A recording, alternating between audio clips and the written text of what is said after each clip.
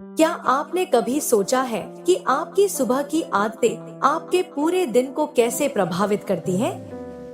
आज की वीडियो में हम जानेंगे कि कैसे सही आदतें आपको सफल बना सकती हैं। हर सुबह 10 मिनट ध्यान करें। इससे आपका ध्यान केंद्रित होगा। पानी पीकर खुद को हाइड्रेटेड रखें।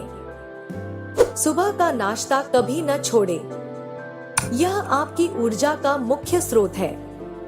अगर आप पढ़ाई या काम की तैयारी कर रहे हैं, तो लक्ष्यों की सूची बनाएं।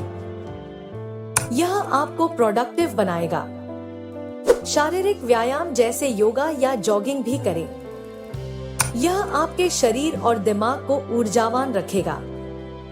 अंत में, दिन की शुरुआत एक सकारात्मक सोच के साथ करें। यह आपके आत्मविश्वास को बढ़ाएगा। इन सरल आदतों का पालन करें। परिणाम देख आपको आश्चर्य होगा।